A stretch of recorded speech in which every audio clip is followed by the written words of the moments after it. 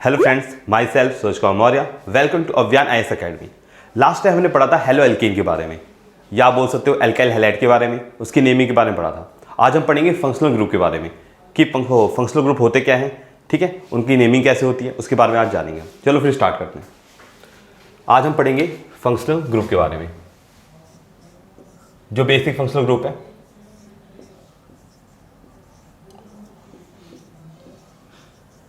Functional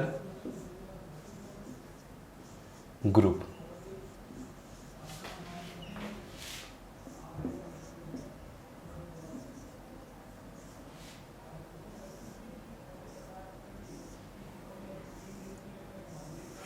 functional group देखो, तो functional group होते क्या है। देखो, फंक्शनल ग्रुप एक ऐसा ग्रुप है जो क्या करता है, जब ये पेरेंट चेन के साथ कनेक्ट होता है, ठीक है, जब ये पेरेंट चेन के साथ कनेक्ट होता है, when the group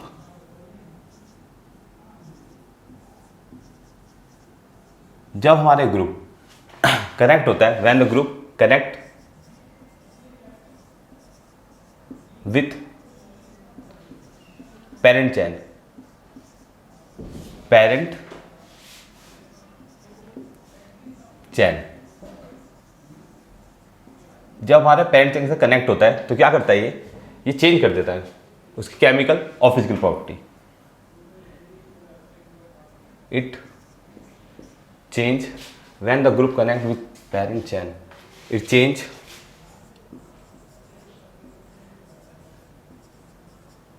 the physical and chemical, physical and chemical properties of the compound।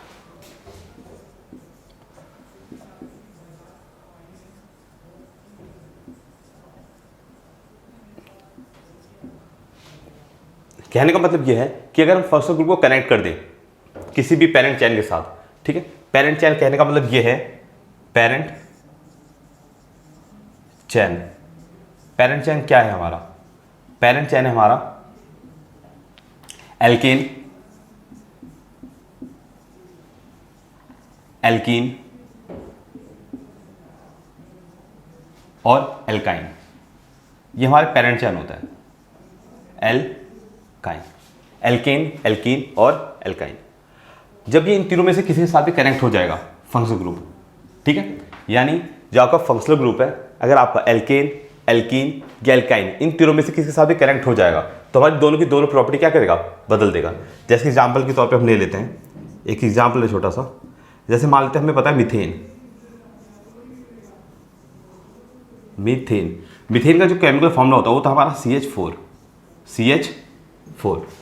अगर मैं यहाँ पर बात करूँ CH4 की, जैसे आपका CH4 है, यह आपका CH4 है, अगर मैं यहाँ पे क्या करूँ, एक फंक्शनल ग्रुप अटैच कर दूँ, एक फंक्शनल ग्रुप अटैच कर दूँ, वो भी कौन सा, अल्कोहल मान लेते हैं,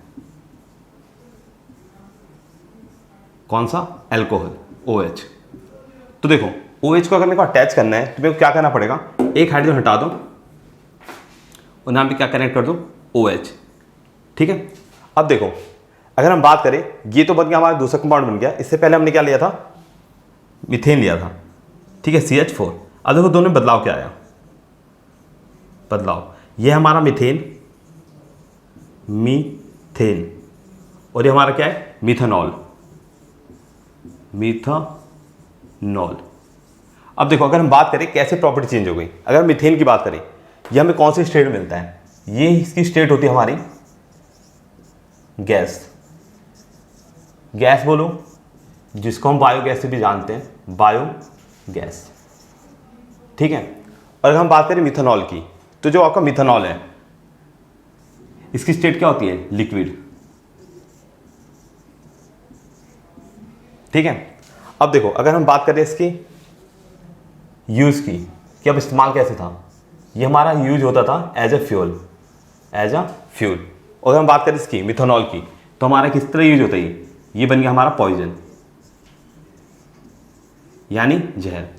तो देखो अगर हम बात करें तो देखो यहाँ पे स्टेट चेंज हो गई, यानी आपको क्या चेंज होगा, फिजिकल प्रॉपर्टी चेंज हो गई। अगर हम इसकी यूज़ की बात करें, पहले फ्यूल की तरह यूज होता था, अब किस में यूज हो रहा है, पॉइजन की तरह, तो यानी इसकी केमिकल प्रॉपर्टी भी बदल गई। तो यानी फंक्शनल ग्रुप एक ऐसा ग्रुप होता है जो किसी भी पैरेंट चेन के साथ कनेक्ट होकर, यानी एल्केन, एल्कीन और एल्काइन, इन तीनों में से किसी के साथ भी कनेक्ट होकर क्या करे, उसकी फिजिकल और केमिकल दोनों प्रॉपर्टी बदल दे, वही हमारा होता है फंक्शनल ग्रुप।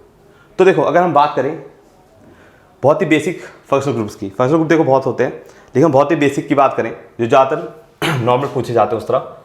तो देखो इसको हम दो हिस्सों में डिवाइड करेंगे फंक्शनल ग्रुप को, थोड़ा सा आज पढ़ेंगे थोड़ा सा कल। तो देखो फंक्शनल ग्रुप हम बेसिक से देखिए, बिल्कुल जो बहुत ही आसान वाले होते हैं, पहले उनकी बात करते हैं फंक्शनल ग्रुप की। तो देखो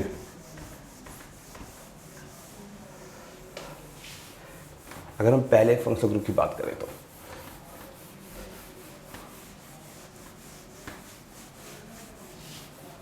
देखो सबसे पहला हमारा, अगर हम फंक्शनल ग्रुप लें,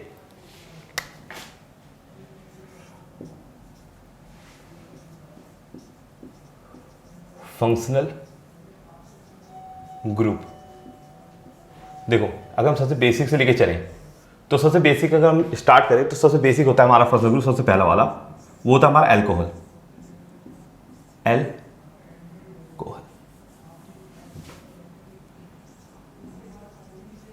एल्कोहल, दूसरा कीटोन, तीसरा एल्डिहाइड, चौथा कार्बोक्सिलिक एसिड, कार्बोक्सिलिक एसिड। आज हम सबसे बेसिक की बात करेंगे। सबसे बेसिक में हमारे ये चार फंक्शनल ग्रुप आते हैं, एल्कोहल, कीटोन, एल्डिहाइड और कार्बोक्सिलिक एसिड। अब देखो इसको हम कैसे रिप्रेजेंट करते हैं।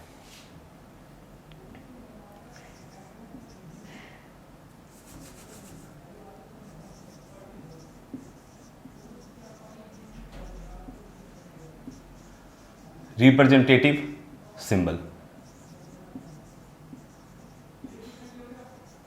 देखो अगर हम बात करें इसको हम कैसे रिप्रेजेंट करते हैं, तो देखो सबसे पहले बात करते हैं एल्कोहल की। तो हमारा जो एल्कोहल होता है, ठीक है, उसको हम रिप्रेजेंट करते हैं OH से, OH, ठीक है, थोड़ा ऊपर लिख देता हूँ OH। देखो थोड़ा साफ दिखेगा,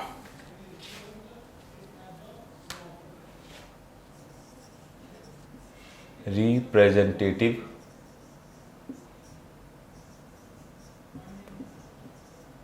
सिंबल, ठीक है।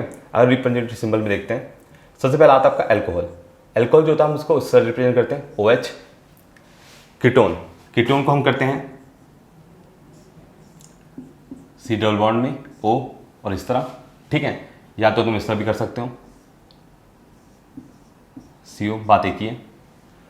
एल्डिहाइड, एल्डिहाइड को हम शो करते हैं इस तरह, C इस तरह भी कर सकते हैं, या तुम चाहो तो इस तरह भी कर सकते हो CHO। कार्बोक्सिलिक एसिड, इसको हम दिखाते हैं इस तरह OH, या हम किस तरह लिख सकते हैं COOH, ठीक है। ये इसके शो करने का तरीका है, ठीक है। अब बात करते हैं सुफिक्स की।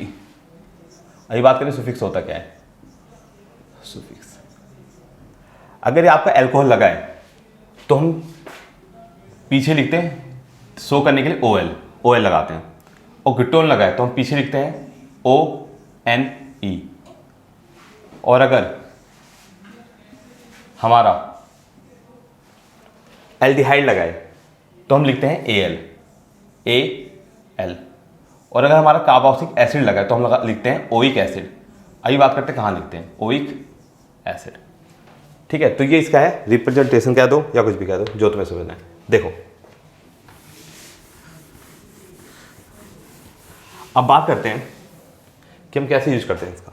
देखो लास्ट टाइम हमने पढ़ा था कि अगर हमें IUPAC नेमिंग करनी है, ठीक है, हमने थोड़ा दिन पहले पढ़ा था अभी कि IUPAC अगर हमें नेमिंग करनी है तो हम तीन चीज़ों का यूज करते हैं। एक तो होता है हमारा प्रीफिक्स, प्रीफिक्स, एक होता है हमारा वर्ड रूट,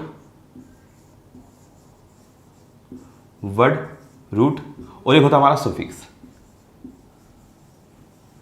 क्या होता है? सुफिक्स। यानी तीनों को मिला दो तो हमारा क्या बन जाता है? IUPAC naming. वो डिपेंड करता है कि क्या क्या है हमारे पास। ठीक है, प्रीफिक्स में मैंने बताया था कि इसके अंदर दो चीजें आती हैं, ये भी आएगा फंक्शनल ग्रुप, लेकिन इसको हम जानेंगे बाद में थोड़ी देर।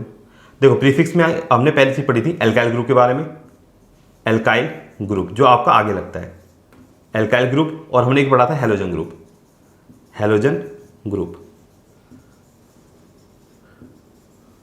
ठीक है, ये हमने पढ़ा था कि इसकी नेमिंग के बारे में पढ़ चुके थे, जो कि हम आगे लिखते थे। ठीक है, और वर्ड रूट पे हम क्या लिखते थे? मिथ, इथ, ये सब लिखते थे, यानी कार्बन की संख्या लिखते थे। मिथ, इथ, ये सब लिखते थे। ठीक है, अब बात करते हैं सुफिक्स क्या है। सुफिक्स में कहने का मतलब ये है जो आपका क्या लगेगा? वर्ड रूट के बाद लगेगा। जैसे कहने का मतलब ये है कि जैसे आपका एल्केन है, एल्केन, एल्कीन, एल्काइन, जो आपके पेरेंट चेन है। ठीक है, अगर आपने पेरेंट चेन की नेमिंग कर ली तो हमें क्या करना है? इसकी जो सबसे लास्ट का जो ई है इसको हटा दो और यहां पर क्या जोड़ दो? आपको फंक्शनल ग्रुप की सुफिक्स जोड़ दो। फंक्शनल ग्रुप की क्या जोड़ दो? सुफिक्स को जोड़ दो।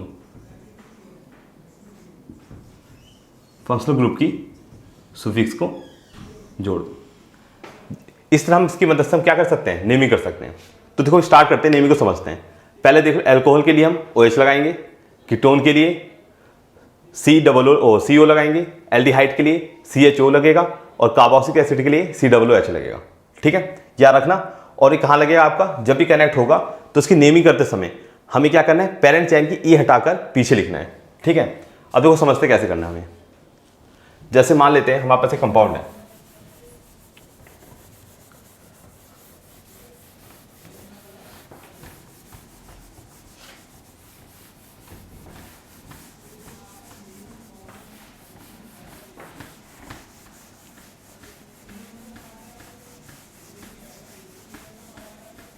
जैसे मान लेते हैं,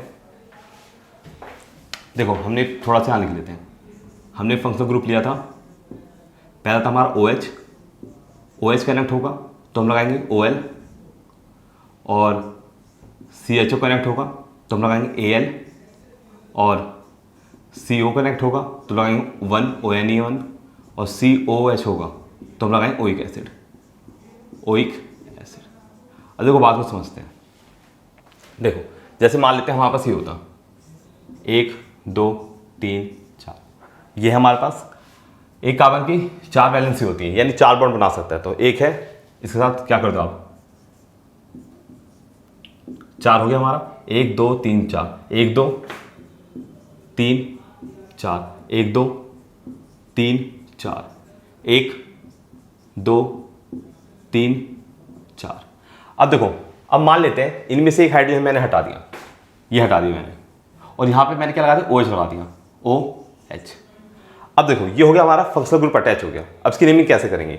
सबसे पहले जहाँ से हमारा फंक्शनल ग्रुप पास पड़ेगा, जहाँ से हमारा क्या पड़े, इनमें से कोई भी पास पड़े, यानी कोई सा भी फंक्शनल ग्रुप हमारा पास पड़ेगा, हम वहाँ से काउंटिंग करना स्टार्ट करेंगे, नेमिंग करना लिखेंगे स्टार्ट करेंगे। यानी 1 2 3 4 यहाँ से स्टार्ट होगा। 4 को हम क्या बोलते हैं? ब्यूट, ब्यूट आ गया, सब में सिंगल बॉन्ड है तो ब्यूटेन, ब्यूटेन आ गया। अब देखो मैंने बताया था लास्ट का ई हटा दो, तो लास्ट के वाला ई हटा दो। हमारा क्या जुड़ा है? OH, तो OH के लिए हम क्या लगाते हैं? OL, तो यहां पे लिख दो बीटा ब्यूटा नॉल, OL आ जाएगा। बस इसमें ये करनी है नेमिंग, और कुछ नहीं है। यानी हमारा हो गया ब्यूटा नॉल। एक और देखते हैं एग्जाम्पल।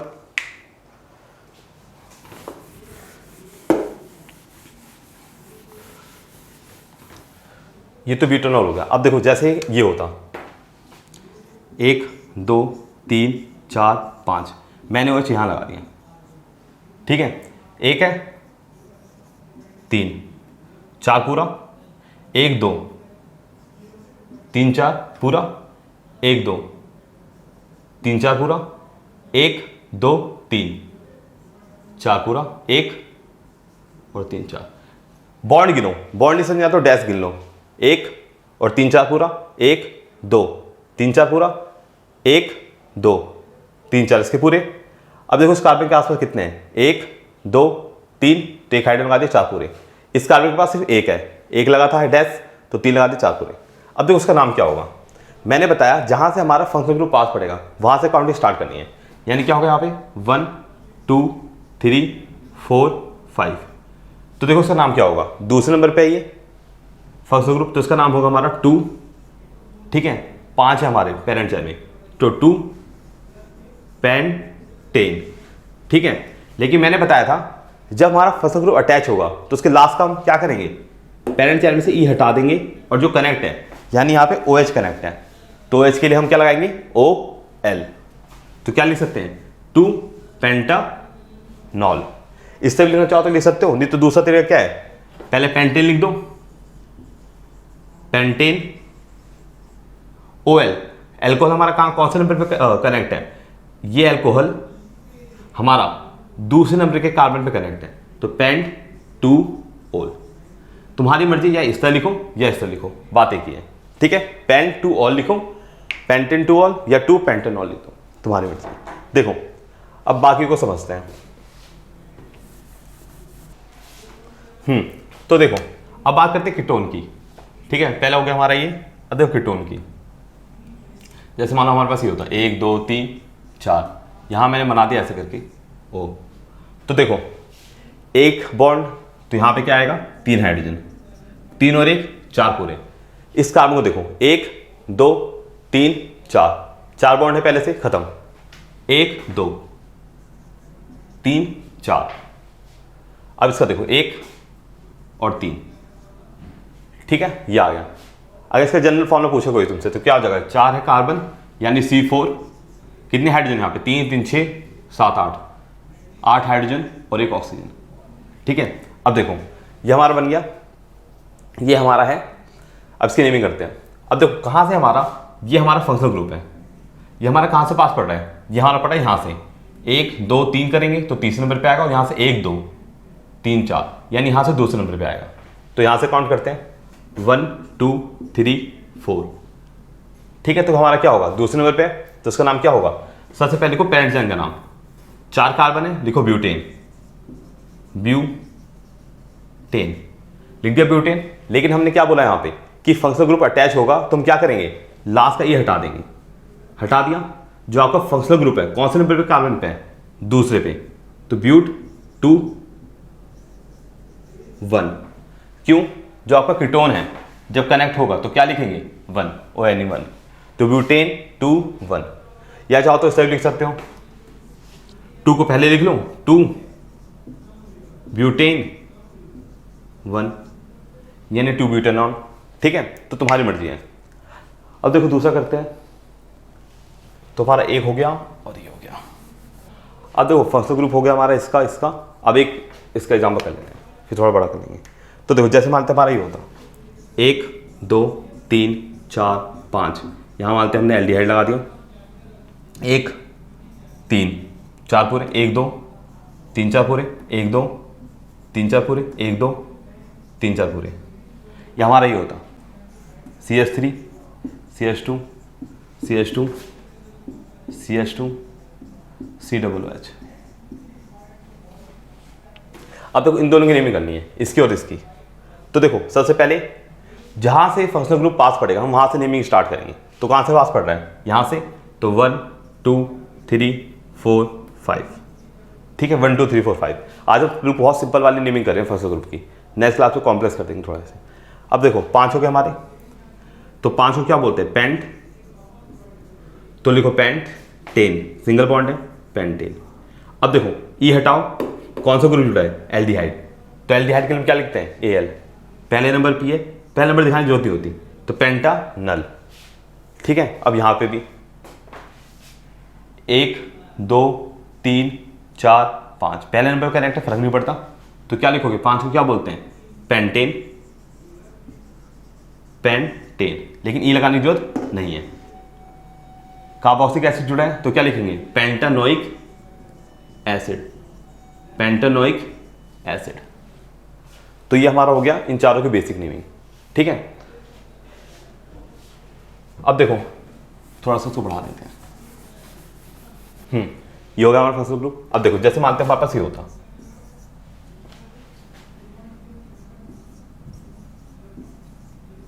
प्रोपेनोइक एसिड या बोल दो पायरुविक एसिड,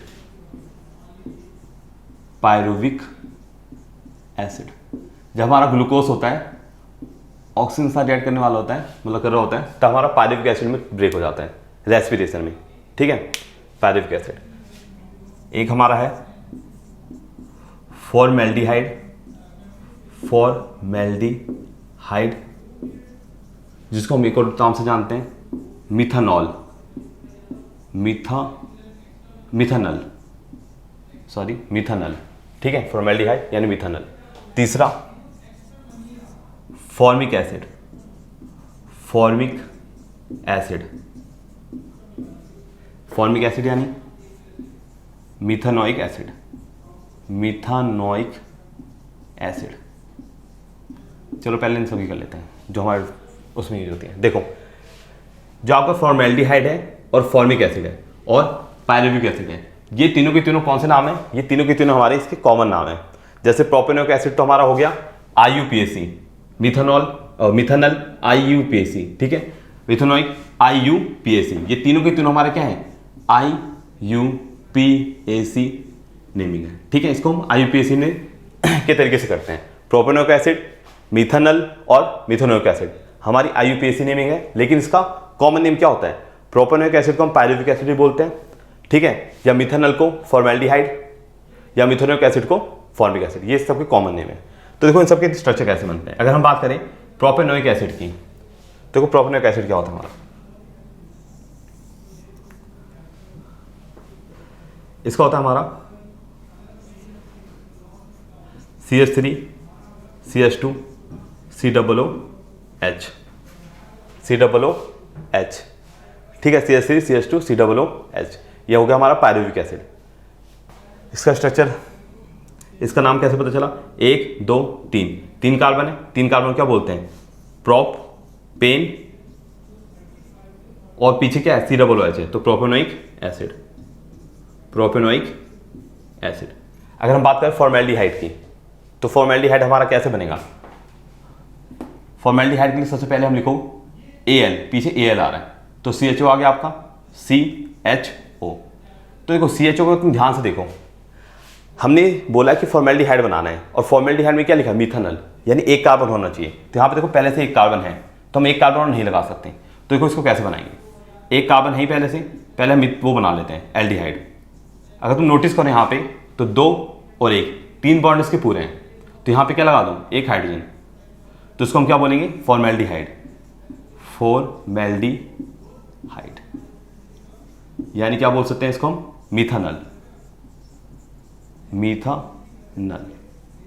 ठीक है, अब नेक्स्ट हमारा क्या? Formic acid. फॉर्मिक एसिड के लिए सेम, इसको बोलते हैं मिथानोइक एसिड।